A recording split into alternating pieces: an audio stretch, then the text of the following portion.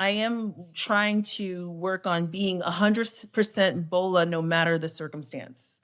And I think when we all get Mm-hmm. into those situations where we're stressed, hungry, like something else is going on, when we're uncomfortable on the outside, it's sometimes hard to Mm-hmm. keep who we are in the inside. Like you sort of succumb to what you forget who you are and you act out a Mm-hmm. character.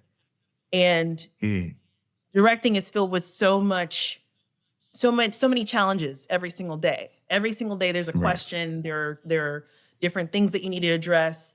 And the more you are in tune and in touch with yourself, the faster you can make those decisions and the smoother everything can be despite what challenges come your way.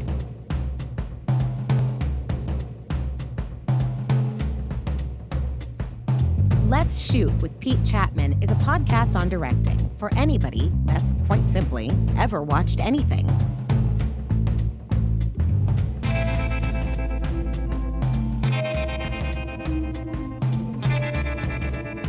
Visit PeteChatmon.com to get your official podcast merch, hoodies, hats, jackets, mugs, and other swag, and learn more about your host.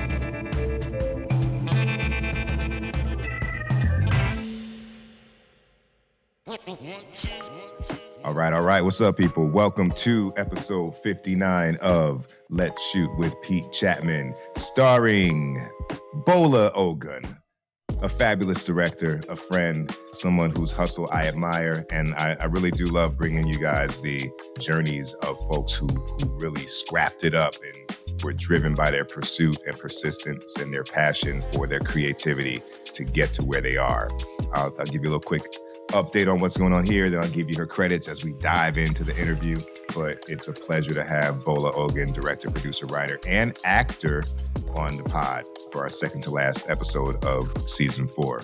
Now, what's been going on, the quick updates around here. I hope everybody had a wonderful and marvelous Thanksgiving, a safe one. You got to spend time with your friends and your family and commiserate and commune and just love on each other, because it's been a wild year for all. And that's kind of how it always is. So we all need the family time and the love and the friends and the support. So I hope everybody was able to partake in that. That's a good word, partake. And on my end, still going page by page, tweaking the final draft of our heist screenplay. As all the writers out there know, like it feels redundant to keep saying this week after week in the intro, but that's the process. And my co-writer and I, Candace McFarland, we literally hop on Zoom and we go page by page. We have about 5 pages of individual notes of page by page things to tweak or question or dialogue that we think could be better.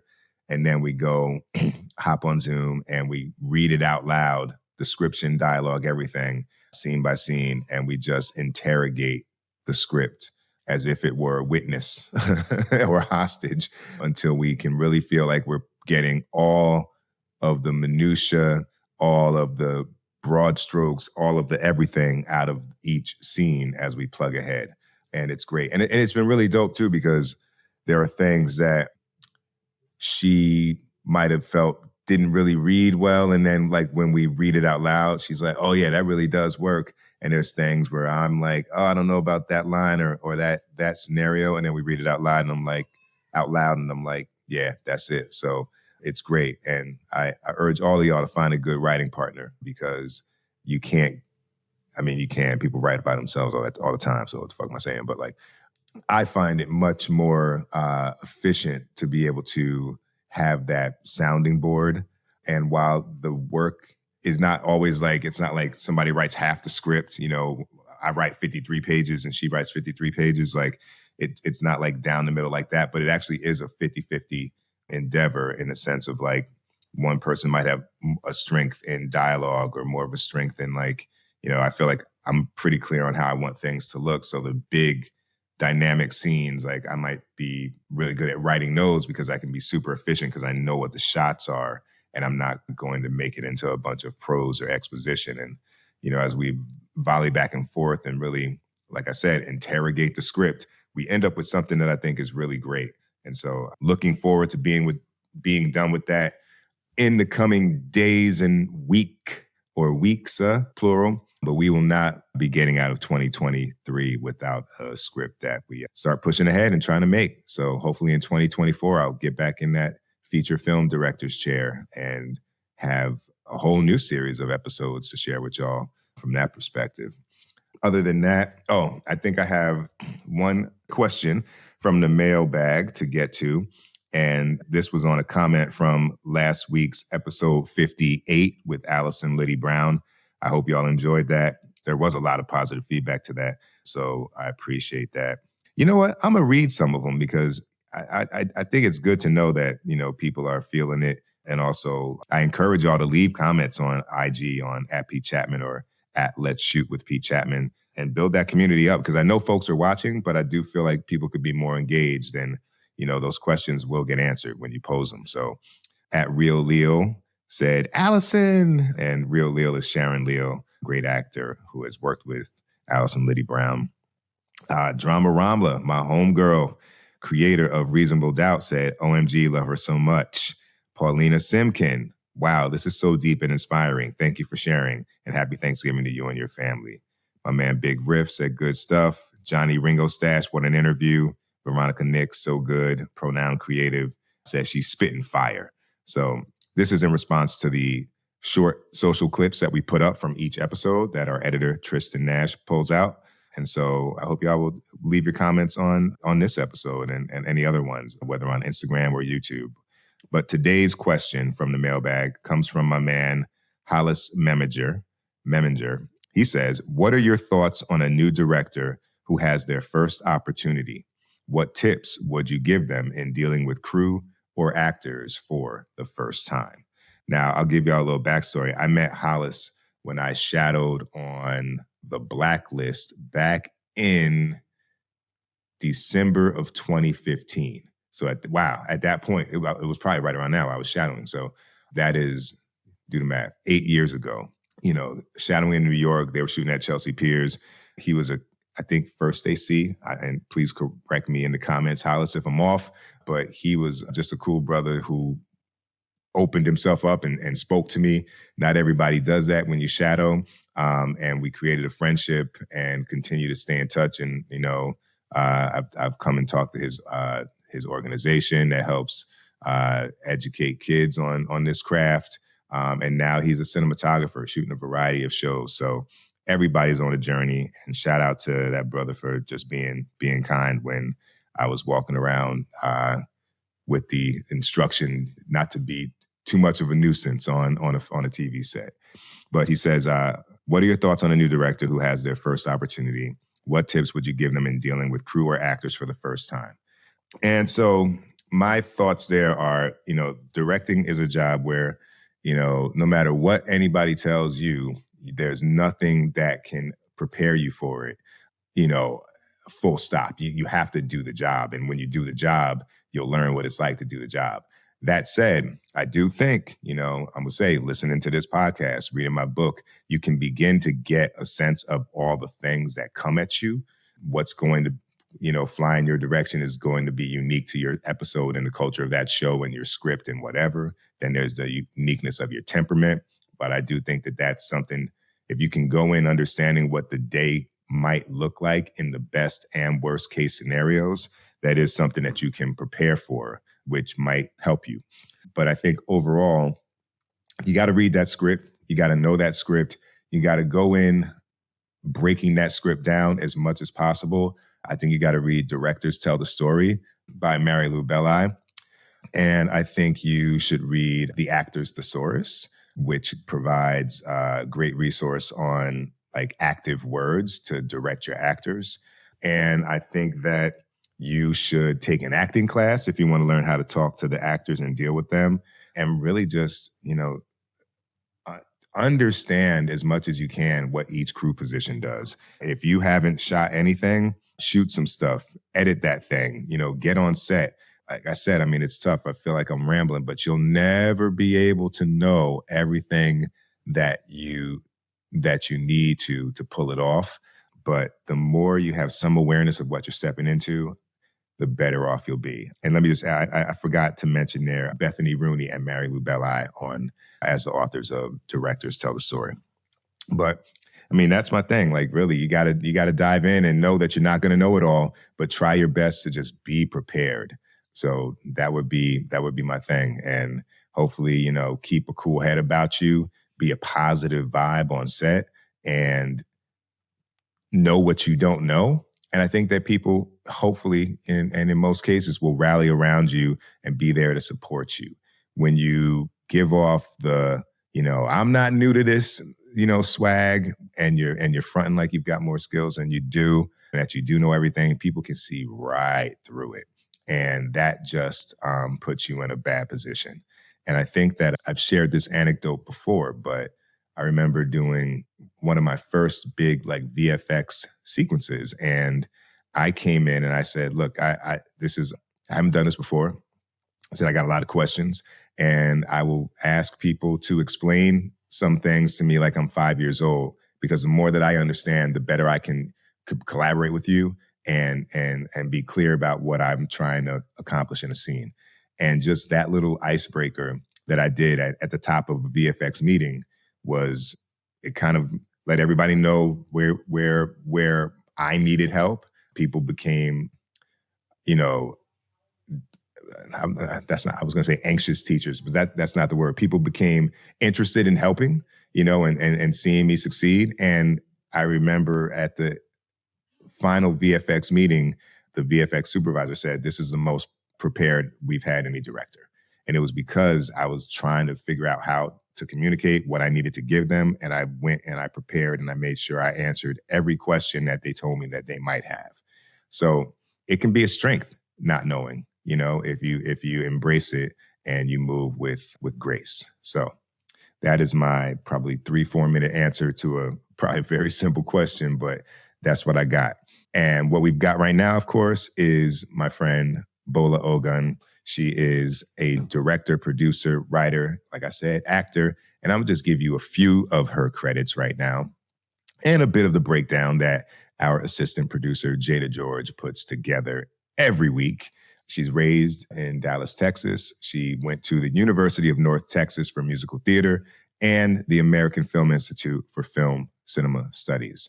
A first-generation Nigerian American director known for Raising Dion, Shadow and Bone, and her short film, Are We Good Parents? Bola made her directorial television debut on Queen Sugar in 2019. As with any short blurb, there are so many credits not included in that. Bola directed the season finale of The Witcher. She's also directed Lucifer, Legacies, Big Shot, Walker, Charmed, God Friended Me, On the Run, Crazy Ex-Girlfriend. She was a PA on True Blood in 2008. So when I tell you she was very persistent about going after her dream, you can tell from that early credit to what she's been doing lately that this is true. So without further ado, we're going to get into episode 59 of Let's Shoot with Pete Chatmon, starring the one and only Bola Ogun. Roll sound. Speed. The interview. Take 1. I see a lot of bio distinctions for you: director, producer, actress. Tell me about Bola Ogun, the actress. Ha! Bola Ogun, the actress. Yeah, because she does drop off of those bios at a certain point. Yeah, she started this whole thing. Honestly, that version of me who did theater, one of my earliest performance memories is like 3rd grade in elementary school. There was always this like geared towards like Camp Grady Spruce. It was like this like cell, and all the parents would come to the auditorium and we'd like put on a show to like get our parents to like pay for the camp. Like now I think about it, I'm like, that's kind of weird, but okay. It was an excuse to like do a musical and prove that like we really wanted this. And that was like, Right. I think I had a solo. I was definitely part of the choir. Like I was naturally a performer. And I think that comes from, it's like a cultural thing. Like Nigerians are naturally storytellers because, in the West or in England, they wrote everything down on scroll and everything. And in Nigeria, we told stories, we put on shows to keep our folklore alive. So I think that's where that came from. And I was just, you watch movies and TV shows as a kid, all you see is the actor. So you don't even know about all the other stuff that's going on, like everything that takes to do that. You're just thinking, well, that actor's really funny. How did they come up with these lines just like that? Like, right. Yeah, you see, it's almost like poor analogy, but it's like I'm looking at my iPhone right now and it's like, oh, iPhone, but there's all this other stuff underneath it to get it there. What are some of the personal stories that, if you don't mind sharing, that, like, I imagine there were some within your family, right, that kind of communicated who you are and from whence you came? Like, what were some of those things? Yeah, I mean, both of them, especially, the older I get, the more I see, there's that old adage that we all have of like, I don't want to be my parents. Like, I don't want to become my parents.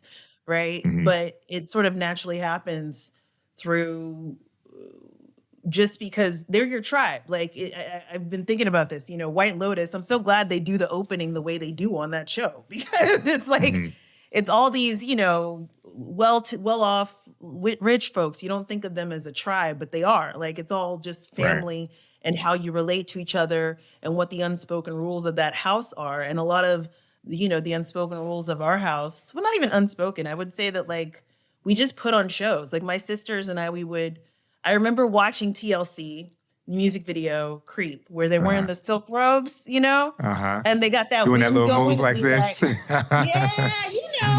you know that, right? So we did that in our living room. Right. We had the silk robes. Like, I still remember getting the silk robes. We made sure we had a purple one, right? But I think on in the music video was like a red and a blue one and a yellow one, and we got as close to that as we could, right? With like the cheap versions. Got the fan, for the wind thing. Like, gotta have a fan. Gotta have a fan. Gotta have a fan. And, so that was like, and I like, now that I look back at things like that, I realized how much I've like always been a director, but didn't know that that's what I was doing. That is such a huge, a big point or a big revelation about the job, because there are all these other things about directing that are not often what are shared in a book. But then you look up and you're like, oh, wow. Like I had one of my early jobs, I had to make phone calls, and, I just got used to people not wanting to talk to me. So it didn't matter anymore. Like, so now it's like, you're going to get this note. You know what I mean? Like, it doesn't faze me, whether you want it or not. You don't have to be smiling. You don't even have to respond. Like, I'm going to say it. I'm going to leave. We'll see what happens. So yeah, I love that. That's a trait that I wish I had more of. I think I have so much like people pleasing to get out of me, again, because culturally, like, there is a lot of, I'm older than you, so shut up and listen. So that sort of, and then there's of course the Christian aspect of it, like the good girl culture, and do as you're told. All of those things are terrible for a director. Terrible. So yeah. Well, it seems like it's working out for you, even though you've got work that you want to do on yourself. It seems to be working out. It's personal stuff, but it's like it's the second stage. Like, I do feel like a cliche sometimes, because you all think like you're so unique, right? I'm a unique person. I'm a new person. And then you start to really unravel the patterns that make all of us who we are. And you realize, oh, this shit is basic. Right. Like, this is a movie. I'm in my second act of my movie. And, I think my midlife crisis came early because I'm in my 30s. I'm not in my 50s or 40s, but it's like, now I'm just getting to a new stage where it's not about the pace, like the fastness of it. It's about stabilizing and stamina so that I can do what I'm doing, but better, and not burn myself out. Because that's really what happened. Like, I went head on first and did all of these. I'm really proud of like all the TV shows I've been doing and all the things that I got and all the chances and opportunities that I got. But it was at the expense of like just really being an immovable force all the time. And it's exhausting. But that is what is required. And I'll put a little footnote on it. I don't want to make it exclusive to being a filmmaker of color or a storyteller of color in an industry that's not, where the reins are not necessarily controlled by people of color. But it is about being an immovable object and being, but I don't know if I'm pronouncing the word right, but like indefatigable or something like that, right? Like Yeah. you just, I just can't, I can't stop. I won't stop. You know, pick your rapper axiom. I will not lose. You know what I mean? Yeah. Like, and you just have to stay on it because you know that it's not necessarily going to be served to you on a platter. And, you know, your ability to understand story, like you talked about from your youth, and being able to apply it to your own journey can sometimes be the reason why you take the fucking beating another year, because you know where you are in your journey, you know? And it's exactly that. Being an unstoppable force and making the industry move. Because like you said, we don't have a lot of allies at the top, although that has changed. Like I feel like I'm getting to a certain stage in my career because there has been such a hunger to change the way it operates. And I'm really grateful for that. And I'm like doing everything I can to like send that lasso back and pull up as many more folks with me. That's what's up. So all right. So you didn't realize you were directing on these, you know, TLC productions in the home. When did you start saying, you know what, I understand that directing is a thing and it's a thing that I would like to be a part of? So I'd been in LA as a PA for about like 6 or 7 years at that point. 5. I think year 5 is when I started to realize like, this is not why I moved to LA. Like I'd moved to act. I did move to LA to act, but was working as a PA. Like I started in Texas, moved there, moved to LA. I did Friday Night Lights, like Prison Break. Those were my first like credits being in the industry, you know, when going to set was like still exciting, right? Like, and then I went to LA, worked as a PA because I was like, you know, I all you hear when you're not in the business is how important it is. Like, it's all about who you know. It's all about who you know, right? Little did I know there's several ways to look at that, but I didn't know anybody. So I figured being a PA was going to be one of the ways to get me there. And in some ways I was right. This is what I mean by the look. Some ways I was right, but not in the way that I thought, which was, you know, some like 1920s version of what I thought Hollywood was. It's like, you're a hard worker kid. I'm going to give you a shot. What do you want to do? Anything. I can see it. Right. Yeah, you know? Meet me at the gates of Paramount tomorrow at noon. Yeah. Exactly. You know, so that's what I thought. Like somebody's going to see how hard I'm working as a production assistant, and then they're going to ask me what I want to do. And we all know that that's not really how it works. So it's about year 5 that I started going like, what am I doing? This is not why I moved here. Like I wanted to be creative. I'm just spending a lot of hours, you know, learning a lot. And like, it's a lot of the reason why I feel like I'm the director I am today, but I did need to make a pivot. And that's when I started writing my first short film, The Water Phoenix. And I got into the AFI directing workshop for women about year 6 or 7 of PAing, and living in LA. Off of the script of that short, or off of the final product of that short? So, off the script, because I actually had not shot a short film by the time I was applying for the AFI Directing Workshop for Women. And for those who don't know, AFI is the American Film Institute.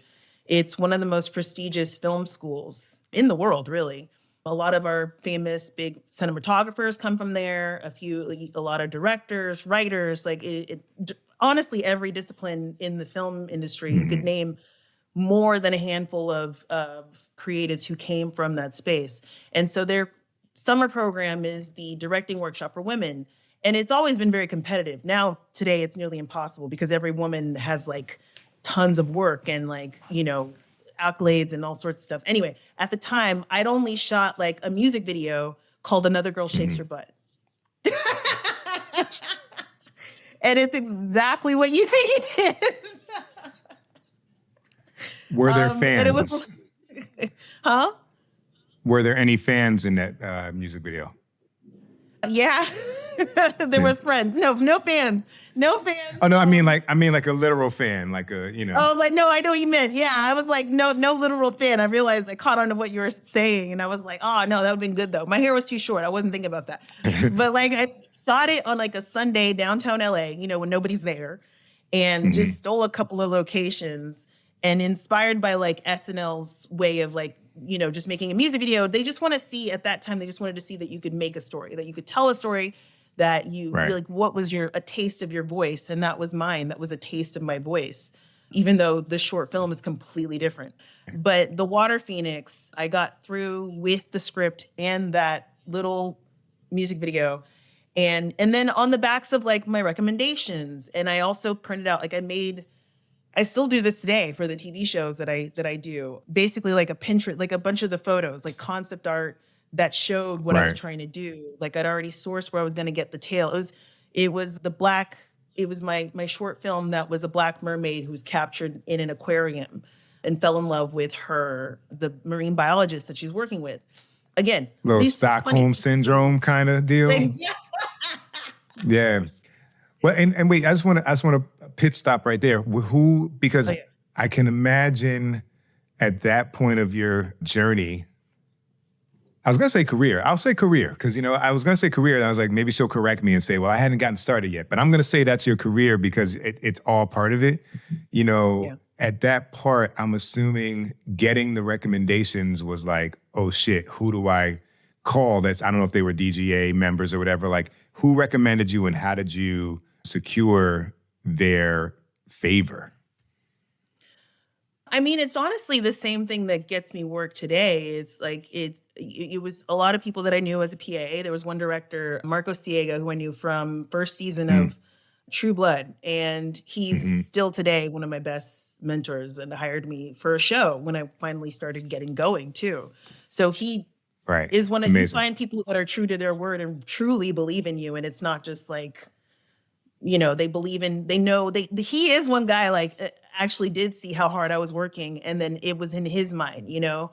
So he wrote my recommendation letter. There was like one other director who had done the program before. I asked her for her recommendation letter. Her name was Amy French. She's also an actress director. And then one more that I can't remember, but it's funny because like it's probably it's probably a bigger one that I haven't thought of in a minute. But yeah, those 3 recommendation letters, and that's how I do it like all the time because I applied to several. I've done several programs, so I had to do that process a lot, which is part of why I can't remember who wrote the 5th one, 3rd one, but it's been a long. Yeah. Okay, so sorry, I just wanted to stop there because I know like for folks who are, you know, whether they're looking at programs or even, I don't know, if you're looking at film schools, whatever it might be, or maybe you just need to tap the shoulder. Like another example of this is like, you know, I write about this in my book, but like when I was trying to get my first episode, Todd Holland had tapped Kenya Barris's shoulder. You know what I mean? And it's like, that's another version of the recommendation, but like you it's always about like, you have mentors and you have cheerleaders, right? And you have to show and prove so people can have something to be inspired by from you, like Marcos was. But then you have to be able to identify what part of your journey those people might play.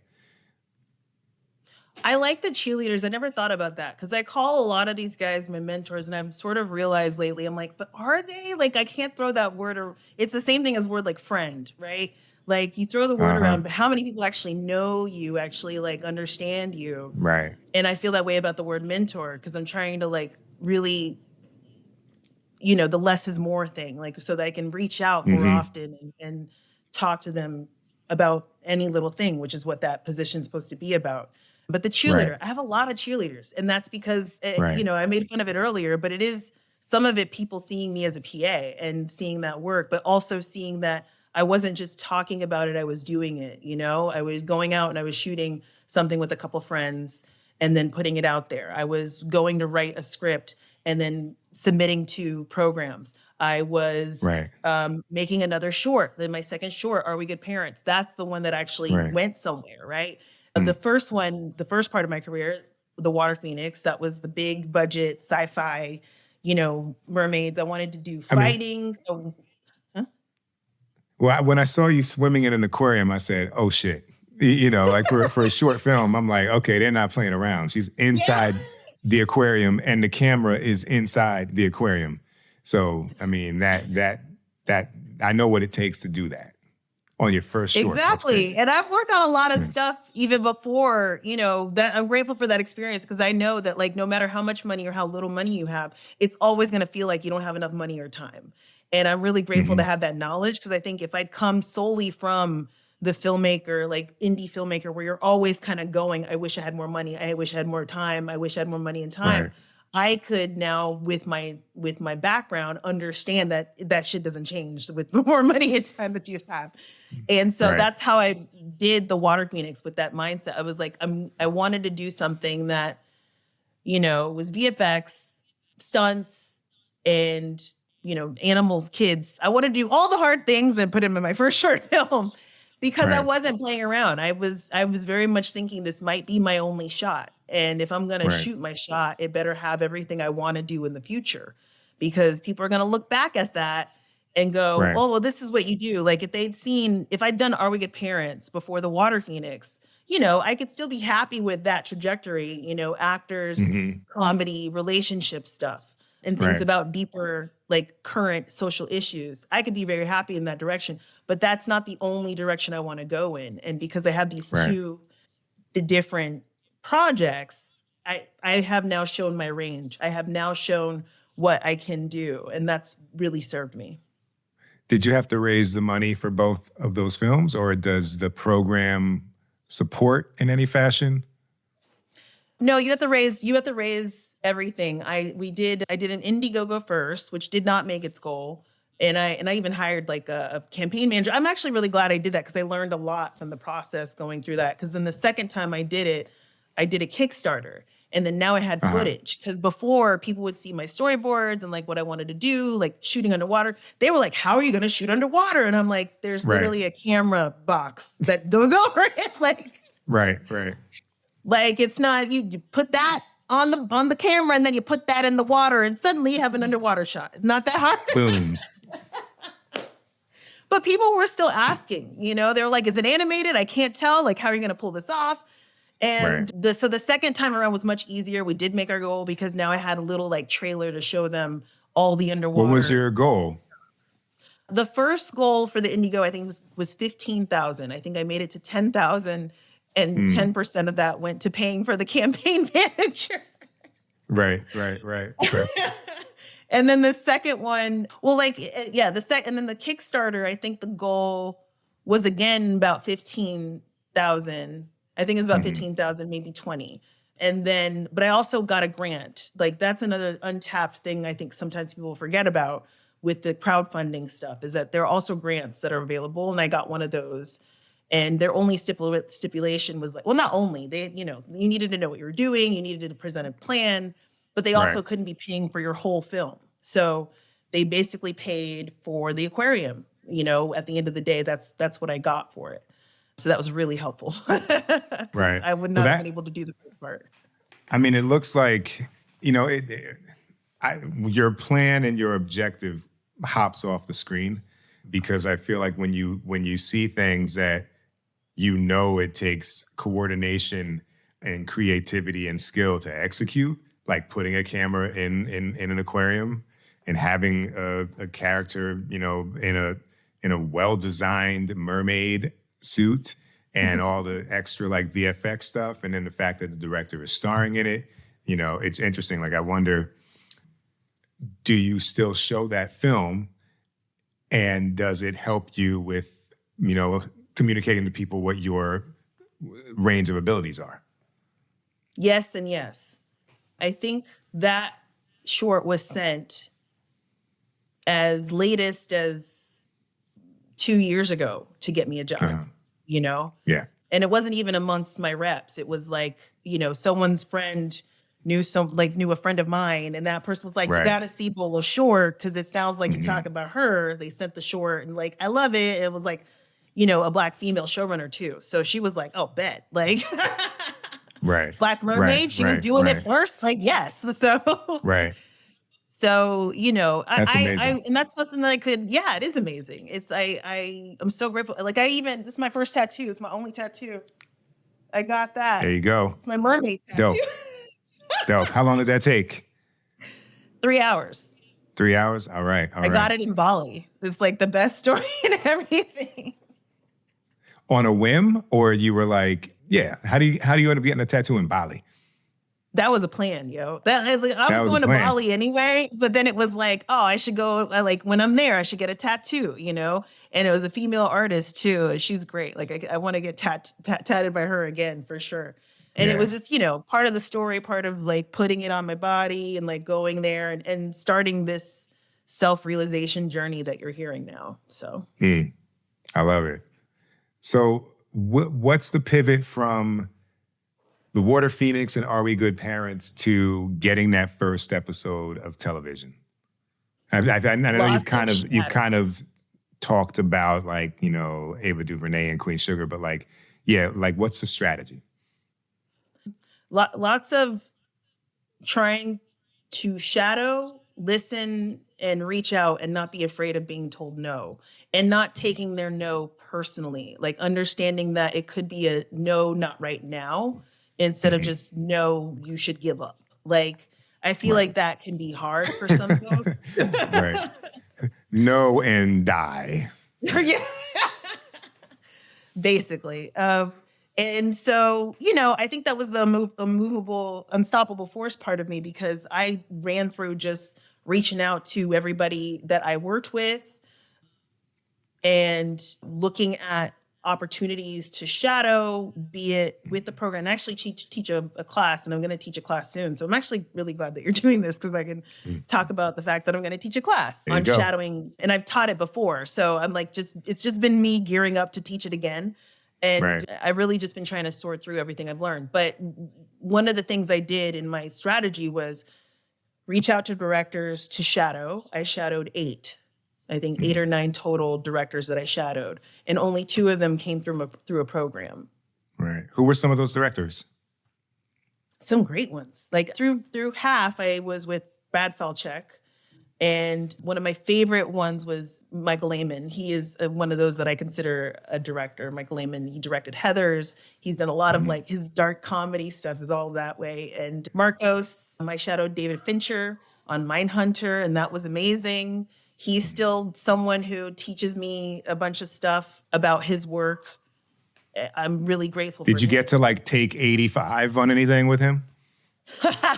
No, you know, and people joke about how many takes he does, but he actually, when I was there watching it, he doesn't do a lot of takes. He does a lot of takes, but it's more setups that I saw than like takes. You know, he's he's a lot more, because when you hear it, it sort of sounds like he's just sort of seeing what works or like what happens, but it's so much more strategic than that. Right. You know? He just has the luxury. He's protected himself in his schedule to have the luxury. Like, if there's that one little thing wrong, I'm gonna go again. Like, he's very much one of those guys who like very clear boundaries, never crosses that boundary. Everybody knows it. He will walk away if you don't give him 10% of what he's asking for. And that's one of the best lessons I got from him, was never be afraid to walk away. Always there's power in the no. Right. And so you shadowed 8 directors, and then you're reaching out to your network. Yeah, just activating, like, it's one of those, like, you know, corporate words, activating the network and getting them, you know, to trust in me, to believe in me, to let them see them work, right? Like, I never approached it as like, I'm doing this so I can get a job. I'm doing this so you can help me get a job or anything like that. It was purely like, I really like what you do, and I want to learn from you. I want to learn how you do what you do, and keeping that hunger, keeping that same energy, no matter at what stage I am, you know, because they're going to respect that more than the work that you've done. Right. This is all very wise. You know what I mean? Like, to understand like the awareness campaign of working professionally in an industry that's built on relationships, you know? So how did the reach out come for Queen Sugar? That was after Are We Good Parents? It's one of the like places, you know, 2000, what was it, 17? That was a very broke year for me. Like, I'd never been more broke than 2017. And that's because I made the official switch from being an assistant and being like working and focusing on other stuff other than myself. I made the hard switch to just directing. And it was the most creative year. And was also the most broken. So that's the year I made Are We Good Parents? That's the year I did the Robert Rodriguez Rebel Without a Crew. And he's one of the mentors that I was actually going to bring up too, is he's somebody I can reach out to at any time because of that show. And then the next year is when it went to South by Southwest. My short was there as well. That got me reps. And then in the summer, it went to this A&T Shape Awards, which I don't know if it exists anymore. But AT&T used to do this thing called Film Shape Awards, and they picked 3 films to show there, and you would get a cash prize, and it depending on audience review. And then there's also a co-host. There's always a influential filmmaker to be the co-host of the year, and that year was Ava DuVernay. So she'd seen my film beforehand. She'd seen the audience's reaction to my film. And then in the 30-minute round table mentorship that we had with the other 2 filmmakers, I think she saw me, and I'm grateful. She started following me on my socials that day. And the next season of Queen Sugar, I get a call from my manager saying, "Hey, Queen Sugar is asking your availability." I'm like, "What? No, just when I'm available." Yeah. When right now, I can shoot tomorrow. Tomorrow, yeah. Tomorrow, anything. So that's how that happened. That happened. She saw my short that way. That's awesome, man. Testament to what she has accomplished with that show, and the amount of filmmakers who had their first time directing television, which is the hurdle. It's always we haven't done it before. And particularly if you've come from another, I don't know if it's medium or whatever. If you've done features or commercials or whatever, they're always going to be well, TV is, so different. So to be able to get that first one in the can and show that you can accomplish it is, it's a lifeline to directors. It is. And it doesn't come with risk. She's just one of those people who doesn't give a shit about the risks. What risk? Just hire them, right? But I think it was also the fact that I was not only passing on the knowledge I got. At that point, I'd already taught 2 classes for my workshop. So I was telling her, I'm teaching shadowing. I'd also shadowed at that point. So I was I'd shadowed 7 directors. I've been a part of the industry. I know people, but I still can't get that one, And it's interesting, part of me used to resent it, right? I knew all these people, they know I'm working really hard. They see me, they see that what I'm doing is working, and still they're not either not able or won't give me a job, right? And you'll never know what it is unless you're with that person without being you, honestly. Right. But it wasn't happening. And it's interesting because after she hired me, it was suddenly everybody's oh, Bola, yeah, we knew that, Bola, yeah. It's nobody could do it until someone who didn't know me did it, Right. So then that started a whole fire, because my first year directing, I did 6 or 7 episodes. Yeah, no, that's a strong start. So what were they? How did they, if you remember, I may be going into the archives a little too deep into the memory, but could you remember how they all kind of unfolded, how you got them? Oh yeah, for sure. So first it was Queen Sugar, through the way I just said. And then my second time applying to the Warner Brothers program, I got in. I think there's a lot of things. I kept going back to Warner Brothers and meeting with execs, and I was like, wait, are they going to hire me, or am I just going to keep doing general meetings again? It's one of those things. You just have to just be patient and just keep doing the meetings, because they're just trying to get to know you and understand who you are. Right. And that's how I got into the Warner Brothers program. And through that program, I was hired to do Legacies and Lucifer, I think, came. And Lucifer kind of came. So Legacies, I feel was purely the program. That was that was the one that I got in. But then because of the Queen Sugar, because then she also does those big announcements, which are really great because it gets people really looking at you. And it was a big splash. Not often are you going to do a first episode of anything and it be a parade, Right. And so that's one of the other gifts that happens when you get one of her shows. So then Lucifer came because, and Joe Henderson, one of the showrunners, put this on Twitter. He said, I found Bola because she was not only in the Warner Brothers program, but also one of Queen Sugar's directors. And that is what convinced him to hire me. So then through the program, I now had 2 episodes. And then Marcos is a, Warner Brothers, he's one of the kings over there, right? And so he hires me for one of his shows. So now I'm like Right. 3 episodes, bang, bang, bang through this program. This program, I use that loosely. Like, you know what I mean? Like, but just all the relationships are coming together, you know? And that's what they mean by like laying down the work. You never know how it's all going to pop up. And that's how it was popping up for me. And then there was Siren. Siren, that was a fluke too, because it's like, how many mermaid shows are there? Like, Right. They're like, we've got the perfect director. Yeah. Yeah, and the lead was like, "You're our first mermaid director. You're our first." That's hilarious. Director. You've done it before. So there was that one, and then the last one of the season. That season was Big Shot. That was Bill D'Elia, another one of my mentors. Bill D'Elia, really great director who's worked with David E. Kelly for all of the night. Like I don't think there's a TV show he hadn't touched in the 90s. Like I feel like he was one of those guys. And he's really supported me too. And so by the time I got, like, he was one of the ones I shadowed the year before I actually started getting hiring. I shadowed him on Grand Hotel. And so he'd hired me for my last episode that season, which was Big Shot. I'm just wondering, because there was such a, you know, you can choose your words, whether it's faith, you know, but like, let's just use that. It feels like there was such a faith in things playing out if you approach the world the way that you approached it. Had that type of approach, that type of faith been proven in something else you'd done prior to this pursuit? I mean, you know, I think a lot of it was sort of blind faith of just, you know, that you work hard and you get, which feels like the most generic version of what I was feeling. But I think I just really wanted to tell stories.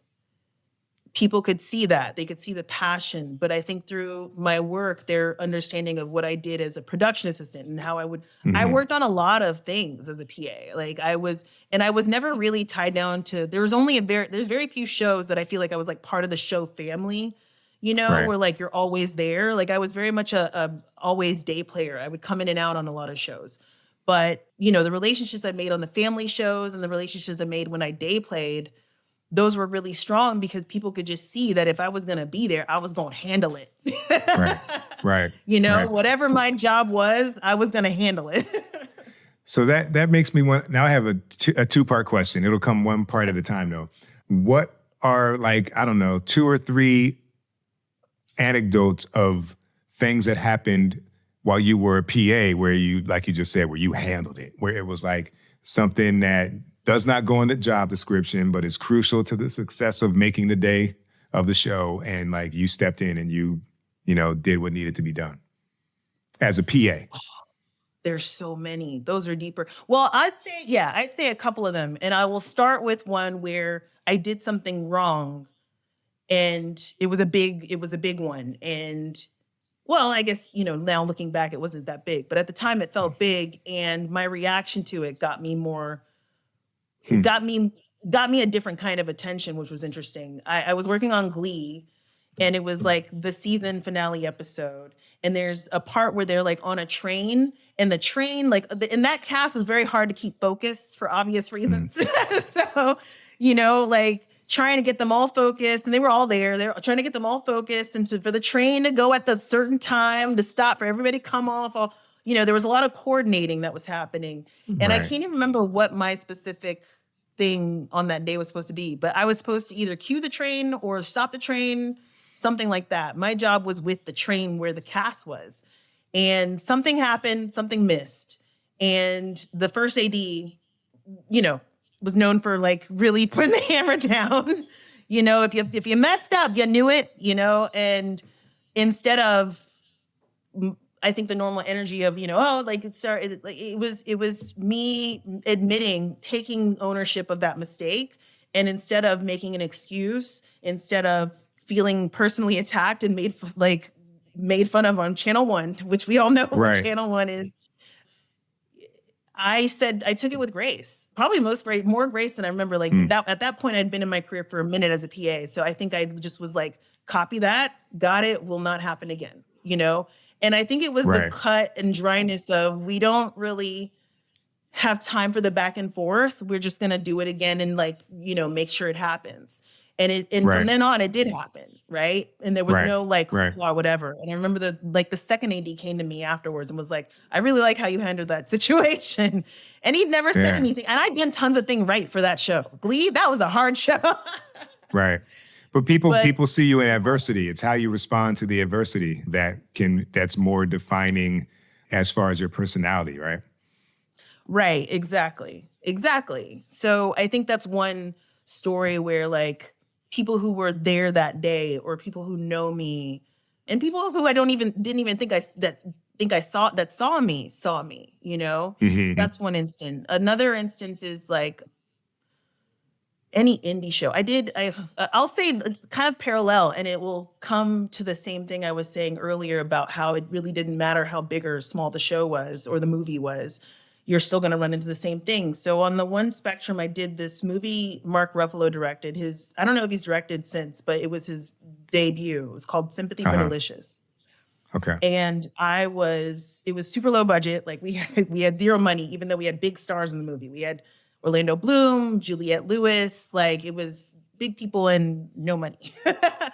So like, and there were a lot of rainy days. I don't know what it was that year, but that year was super wet. And like we had these warehouses that we were holding background in. Like I was very much in charge of getting extras through hair and makeup and making sure that was done.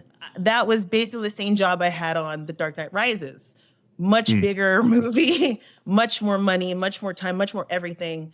And I had to deal with like 200, 300 cops, getting 200, 300 cops ready, getting 100 PAs, help set or take the PAs that I was in charge of to get all the background done. So there's managing the managing, right? I remember like not only getting them through hair and makeup in different ways, like there's different coordinating, but also putting them on set and charting where they were on set, charting their movements so that if we ever had to reshoot it or shoot something differently, we knew exactly where they were and what they were doing. Right. And what is that like? Is it like almost like a football diagram of like, where people are going in arrows and, these people are born from January to June and the 1st to the 15th, they're moving fast. And like, what is it? How are you breaking that down? Yes. And is what I'll say. It really is all of those tools. It really is all of those tools. Yeah. It's the birthday trick. I took pictures. And at that time I had this big, on my phone, I had that otter, the otter box with so that it's basically indestructible to how you treat it. Well, at the time, mine was like Barbie pink. And I don't know why I had that one, because I wasn't really ever a pink person. I say that as I'm sitting here with my pink, but I'm not really a pink person. But I had that. And, Christopher Nolan is notorious for not having any, no phones, no chairs, you are at attention when you're on his sets. And so nobody used their phones on that set. Like that was the only set where that was the case. And one day, one of my cameras to take pictures of the background was broken. And I was like, fuck, what am I to do? Like, I need to chart, and I can write everybody's names, but it's easier when I have both their names and the photo, because then I could just, grab them. Right. My counterpart, was 2 PAs in charge of background, one in charge of them when they get to set, one in charge of the base camp. I was a base camp person, but once I came up, I helped manage set. Her name is Crystal. She told me, well, why don't you just use your phone? And I was like, you want me to use this bright ass pink phone to take photos on a Christopher Nolan set? Right. Honey, no, I'm not doing that. Right. I like my job. I like the people around me. And so that's a cute little anecdote, but that's not really telling you the skill set of what it is. No, but there is something there in hearing. It's like what's underneath, the request, right? Like knowing that despite my needs, there's a maybe 1 in a million chance that this is going to be a public shaming if I pull out this paint camera to help them make their movie. You know what I mean? Even if I think that it's not obtrusive for whatever reason, it's how we're rolling here. And it's very much how we have to adapt as directors as we go to different homes, right? Like we are given the title director, but we don't have carte blanche control of all the keys and the tools in the house. So my part two of that question is, what's been your director version of that, where it was kind of like, okay, now I'm directing. This is my introduction to this director's chair. If you have a couple anecdotes that kind of speak to that, because I'm wondering how similar they might be between being a PA and being a director. That's kind of where I've been coming from in this. That's where you're coming from. I see. I mean, yeah. And honestly, in several ways, I can see the same person, because a lot of it is like, if something's wrong, I tend to like sing and dance over it, like that's sort of, I think, what the theme of my life has been, honestly, is like, if there's a problem, it's okay. Sing and dance, imagine something else. And that's like what we do. And last year I was working on The Witcher, and we were shooting in Morocco. Really exciting. It's July. It's really hot. And we get there and we're shooting, and we find out that it's sandstorm season. And we find out it's sandstorm season, and we inevitably lose. Like, I'm shooting the first day, I'd lost my first AD and my DP. My first AD to like, there was a lot of stomach issues, because anytime people go and eat in Morocco, people hear that there's some stomach issues just because the water is different, and then heat stroke. So it's like, I'm the only one on set who's been there before, and I have to tap into my old training to guide the set to make the day. I think in a lot of ways, my production experience kicked in there, because now I'm filling in for 3 jobs. And then I did make it through that scene, but then I look in the distance as we're about to make our company move. I look in the distance and I see a sandstorm heading straight for us. Now, what does that look like? I'm imagining like something from a big studio movie. Right, like The Mummy. Like, that's the thing that you can picture. Honestly, it kind of looks like, especially if it's far enough, it sort of looks like a thunderstorm from far away. You just see the dark misty, like if you replace the dark mistiness with dark dustiness, that's what you're seeing in the far deep. And I'm like, is that what I think it is? I'm like, let's all company move and see what we can do. I'm still trying to direct and do a rehearsal while the winds and everything's hitting, And Crazy. So, inevitably we have to shut down, and we all go back to the hotel, and everybody's looking at, me, because they're like, well, the director's going to be pissed, right? Like, that's what they're expecting. And instead, because I'd mentioned it earlier with the producer, Sasha Harris, I love her. She's great, a great dancing partner, because I was making fun of her for not knowing Party All the Time by Eddie Murphy. Eddie Murphy. Like, I was like, you don't know?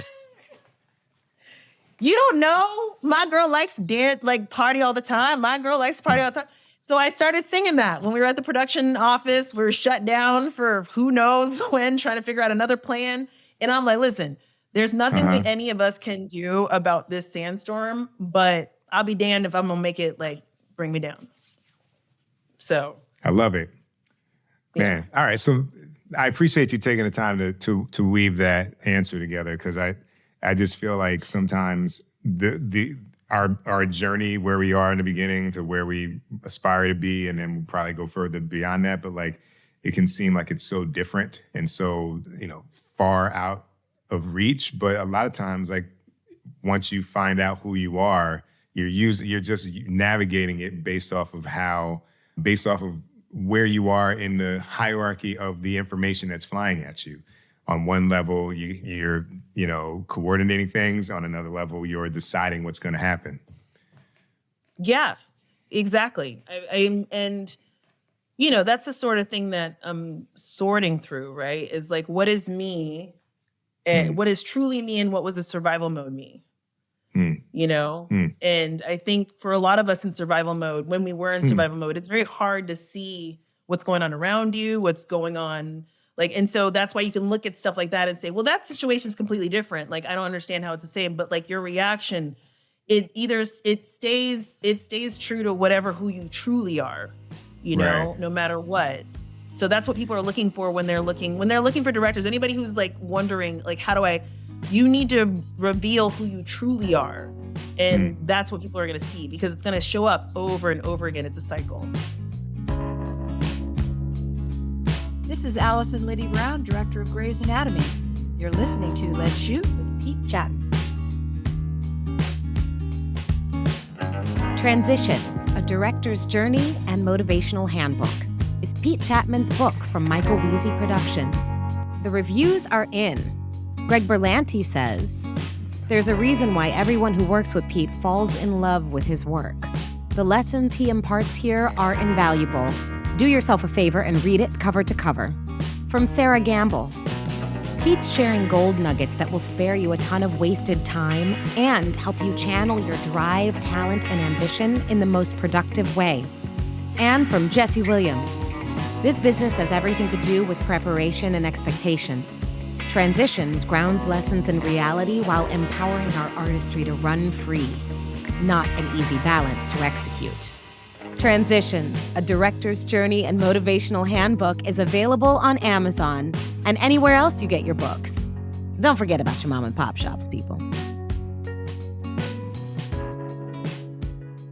So, and maybe I'm reaching too deep into this, but are you on a quest to be like 100% Bola while directing? Or do you think that there is still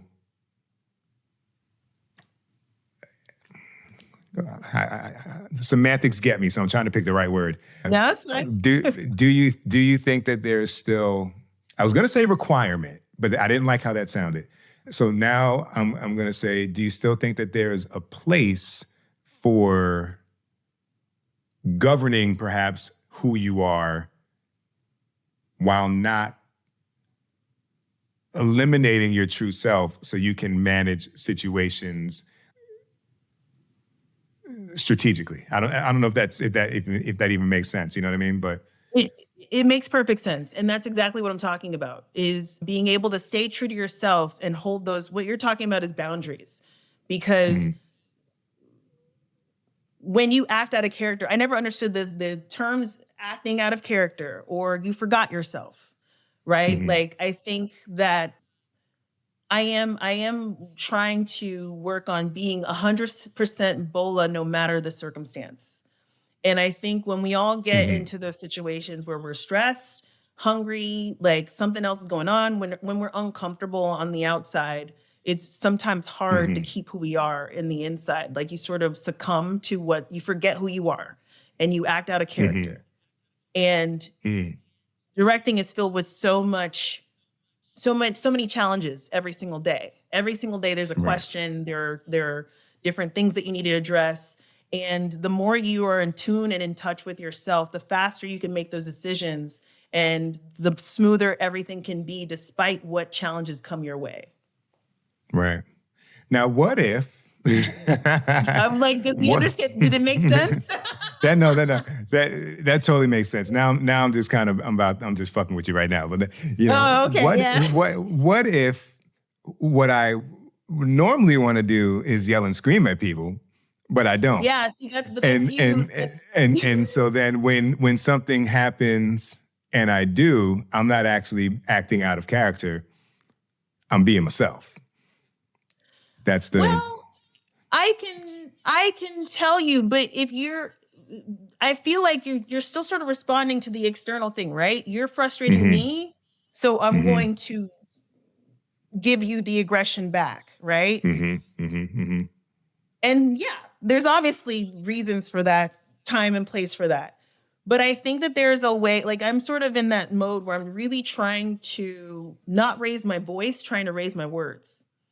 Because if I raise my words instead of my voice, you can still respect me. It's not me emotionally abusing you. It's me telling you what needs to be done so that we can move forward with the day, which is the purpose of the day. Let's not lose focus. Let's not forget who we are, what we're doing here.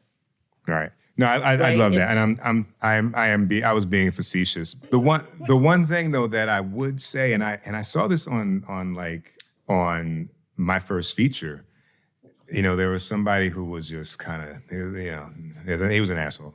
And it was like, he was just kind of coming to, knocking heads with so many different department heads, and he was a department head as well. And I figured it would work itself out, like we're all adults, but it culminated in me like really having to kind of talk real loose and kind of puff up on him. And then we were good. And it's interesting because some people, that's what they need to, like you're hopping out of character, and for them, that's a normal exchange. Yeah. And it's like, sometimes it's like being able to like be yourself exactly like you're saying, but then sometimes like go to the toolkit necessary that might be out of character, but it's not because you recognize how to get the train back on track. So it's more of a tactic. It's very nebulous. Yeah. But that's what I would do that's the word I would use for that. I wouldn't so much say it's like it's you using a tactic. That's different. Mm-hmm. You know what I mean? Like, especially when you're able to recognize what someone else needs. Honestly, that's what you're doing, is you're recognizing this person needs to be told like this, what's going on. Mm-hmm. It's really interesting. I talk about, and I'm sure I've said it on the podcast before for anybody who's like, yeah, I know, dog. But I talk about like my level up when we get back to work and before we struck was like really elevating what I call the theater of directing. And part of that is like, there is a performative aspect of it. When I'm sure you've shadowed folks where like, there's just a performative aspect of what they do that people have decided to agree makes the collective feel like directing is happening, right? Whether it's like, but you know what I mean, right? Where it's like, whether it's a personality or a particular like, and I feel like, having seen that and also having digested it and experienced it, like, I like that. You know what I mean? Like, and I'm not necessarily like, it might be contrary to having a fucking podcast and a book, but like, no, I'm very like I'd rather just watch and not talk. You know what I mean? But like, I learned long ago, like, that's not going to work. So I feel like it's the same thing where it's like, what's the performative aspect of this that I can adopt and adapt to my personality and keep it true, but add this like thing to the sauce that I know, can be a difference maker. Because also like being a PD, I know how people talk about the other directors that come through. And sometimes what they like about a director is the performative aspect.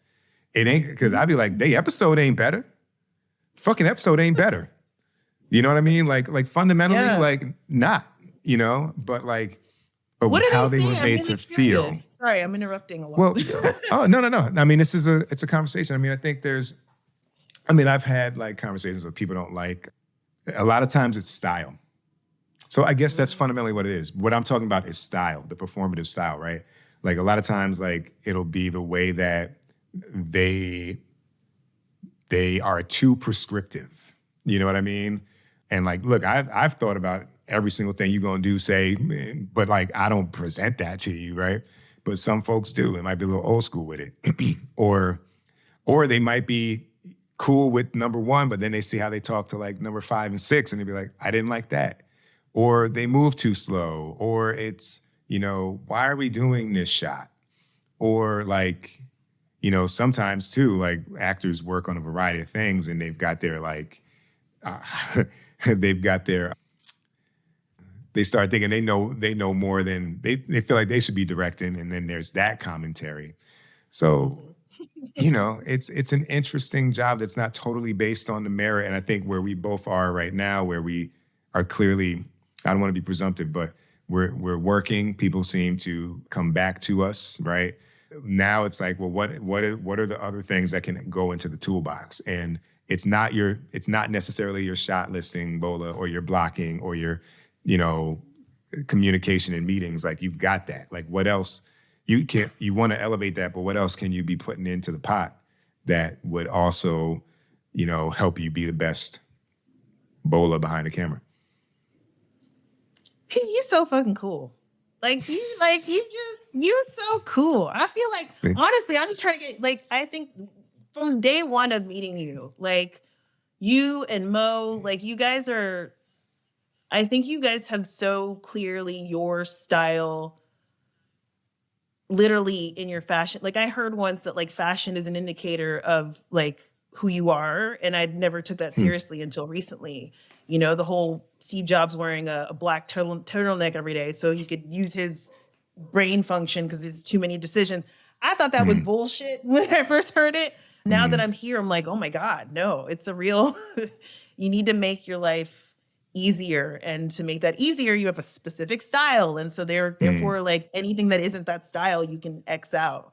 And like, I think that's probably why, like, I really admire your work because your style I find that, like, a lot of the directors I admire, their physical style looks like what they shoot like. Like, what you look like is how you shoot. Wow. Well, no, thank you. I mean, I appreciate that. And Mo is also going to be a guest this season, or will have been, depending upon when these run. But no, this is why I'm vibing so much on getting these details on your journey. And actually, I got a photo of you, me, and Mo in the Sutton in Vancouver, in the lobby, I'm pretty sure. Yep. While we were up there. But it's what I hope people take away from listening and or watching this is that there are so many more layers to working professionally than just being able to do the creative aspects of it. And I beat this horse to death. It's those layers that will be the reason you work, not the creative reasons, you know? Because you were creative before they hired you. You know what I mean? Like, you were creative when they watched the short, but the other part, it was like, you know, you had way too much of that, you know, and you needed to bring the relationships up to match it. You know what I mean? And then, you know, when the relationships then elevate the work, because now those people become cheerleaders and talk about shit that they didn't even fucking acknowledge before as being better than it might actually be. So now you're here. It's just it's a weird job. I don't know why we do it. I know, right? It can be torturous, but, like, it's like the ocean, right? It's like, it can be rough, but it also can be beautiful. It's just about how you operate your boat. Damn, I love it. Well, this is a question that I wish I would have asked more people this season, but it might have just been perhaps my own, I don't know, denial and pushing things to the side. But how have you been holding up during the strike? How do you feel? You know, I'm one of the few that actually needed the stoppage, honestly, just to get back to, you know, self-maintenance, really. And, like, because I sort of went through a lot of changes really quickly, and that was great, but also hard, because if you don't have a good foundation, it's very hard to take in, like, the input is gonna be difficult to get a great output if things are constantly changing. Like, so many things in my life were new all the time that nothing around me was familiar. So I got a little lost, like, emotionally. And, you know, because I went from, like, my struggle space, like, this very small apartment that was basically the size of my office now. And I only moved out of that last year. And that was right before I, like, went overseas to then work. So, like, work suddenly became not suddenly, work was kind of always my home, because, you know, being a PA, you're never really at home. You're always working. So the only places I looked at were, like, I just need to eat, sleep, and, like, take a shower. Like, that's the only thing that matters, you know? So there was, like, no comfort. I was very comfortable with being uncomfortable. And now that I'm working, now that I have a space, I now need peace, which means I need to I need to be comfortable for a minute so that I can Right. actually think and Right. have a clear mind and not needing to adapt all the time. Because when you're adapting all the time, that's creative and useful on set. It's very harmful for yourself, because then there's no comfort for you. So that's what I've been working on during the strike. And I went to take care of my sister. She's got 3 kids. Like, I helped her do that. Right. I moved to Dallas, so like I'm here for at least a year, kind of just Right. keeping to myself, staying focused, because I was never in LA anyway, and I didn't want to pay those prices with the place Yeah. that I was only in for like 2 months, Right. Right. Right. So now with my sister living with me, my youngest sister, Faye, if I leave, she's still here. I don't feel any kind of way about like having this place. And it's comfortable. Like, I've got all these things around me, things that help me measure myself, not my success, but myself and how I've come, because I've realized you really do have to separate what you do from who you are. Because the moment I'm no longer able to do what I do, I don't want to fall apart feeling like that's who I was only. So that's what I've been working on. And it's going to and it's making my art better, because now I'm more in touch with who I am and a lot less malleable to other people's rules, other people's values. So my work is going to be, I'm really excited. I feel like my work is going to be a lot stronger. Also, MidJourney is great. Like, I've been learning MidJourney during the strikes. Have you been using AI, that? that's AI, right? Yeah. Yeah. I've seen some things and people kind of sharing images they've made for like pitch decks, which blew my mind, which to me feels like a space that I can move through AI and not have a sense of guilt. You know what I mean? I feel like, if I can use it if I can harness it to like put together something to make an idea when I don't have any money or additional help to get the shit pitchable, then that feels okay, because then when we get the money, we'll hire real people. I won't be sitting at my desk, entering prompts trying to make a fucking whatever. But that looks very time consuming. I mean, I found, because I'm not a illustrator, like I'm not great at drawing yet. Like, I'm okay at painting. Like, that's the kind of stuff that I've been doing, really trying to like, so that I can put what's in my mind on the page. Cause like I spend hours on Pinterest. I spend hours on Shot Deck, trying to find the exact angle, the exact thing, so that it it clearly comes across what I'm trying to do. Cause so often the miscommunication is me putting 4 or 5 things together, and instead of being clear what I want, it gets more confusing. And I feel that with MidJourney, if you put those 4 or 5 things in the same photo or in a couple photos, just narrow it down to make it a little clearer, it's a lot easier to communicate. And where it takes the person to like really do their due diligence and not be, not take away jobs from people, because I do see how that can, I do fear for like concept artists, because that's where I think it can be dangerous. But they are the ones still, they're the ones, when you can if you can afford that kind of thing, afford a concept artist, like that still beats MidJourney to me. To me, MidJourney is for the personal growth and not so much to be used as a tool on an official production. Right. Yeah. Well, let's see how these negotiations pan out. Oh God.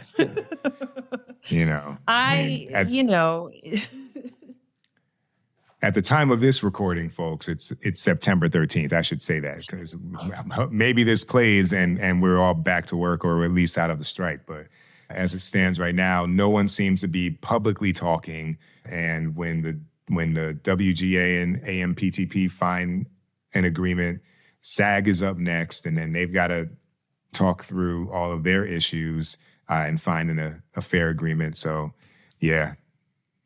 I'm really glad they're fighting this fight, because I am. If we'd gone past this negotiation without fighting hard to put some parameters on AI, it could be, everybody points to Jonah's Awful. I just watched it this week on like Black Mirror. And that's a real reality, like all of that. And like suddenly people don't have there's no heart in the work when you do it that way, though. So I hope that Yeah. people will see that and hold on to that, because, you know, the moment we let go of real story, real heart, we've lost more than jobs, which you know, Yeah. jobs are pretty important right now, but we can lose so Yeah. much more. So fight on, Well- unions, fight on. Fight on.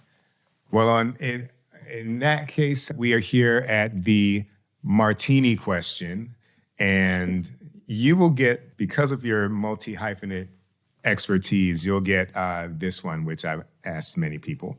If we were making a movie or some, I hate the word, but content about your life, here's the question.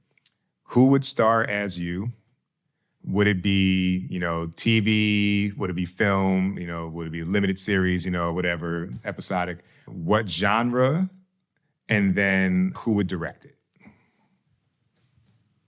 Damn. I didn't know you were going to ask this question. I would have. See, now this is how you know it is. You get that casting link, and they're like, "Yo, who you want to pick?" Yo, Right? you know, this is how TV gets made, folks. It really is. It really is just like that. You know, it's funny. The actress, I had a pretty quick answer, which I was surprised. First time ever, because everybody's getting in there. Ayo. I can't remember her last name, but she's on The Bear, and her name was Ayo.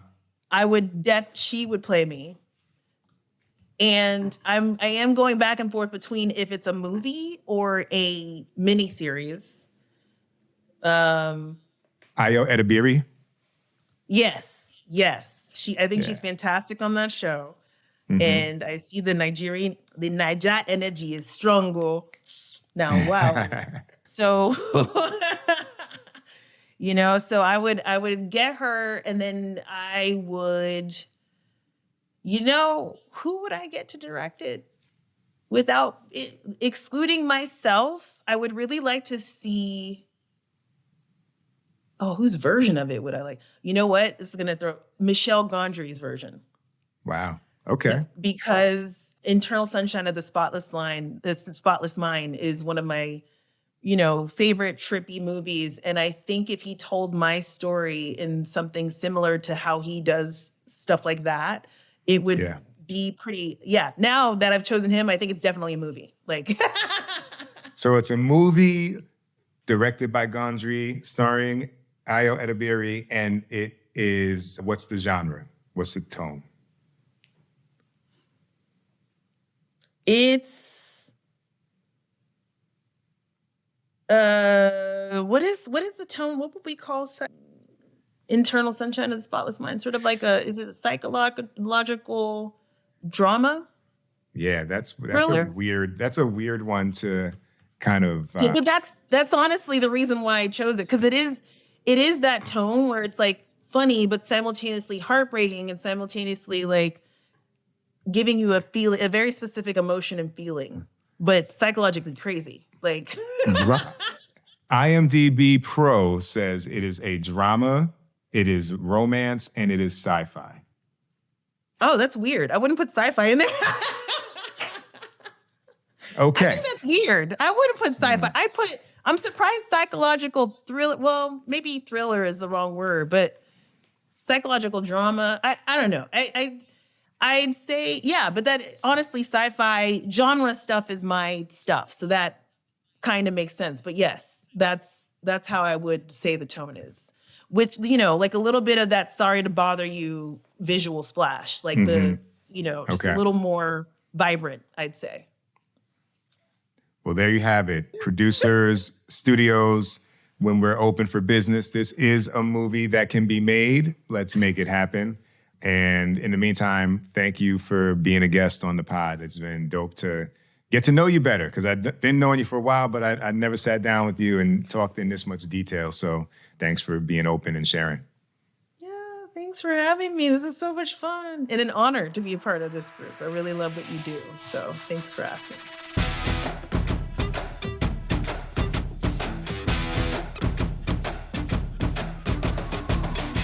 What's up, people? This is Pete Chatmon. Follow me on Instagram and Twitter via @PeteChatmon.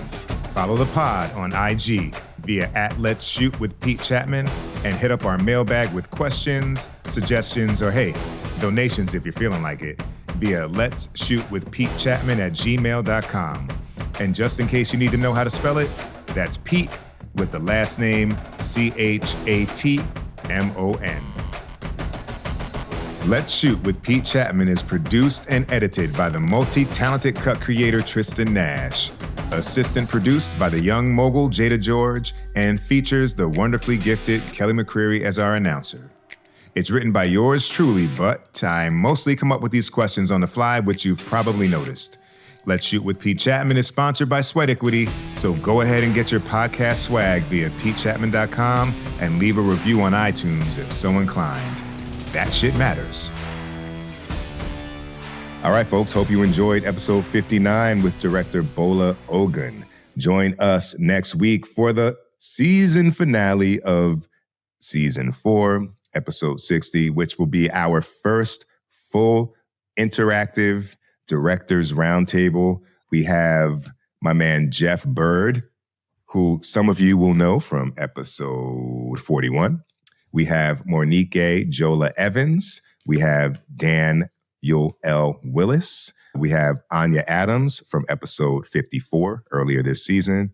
And we have Carl Seaton from episode 26. And this is just going to be a bunch of directors on a Saturday morning talking about how they got to where they are, where they think the industry is going, best practices when directing, how they knew they had joined the DGA, those kind of first horror story moments, and more. So in the meantime, y'all, stay safe, spread love, and keep creating.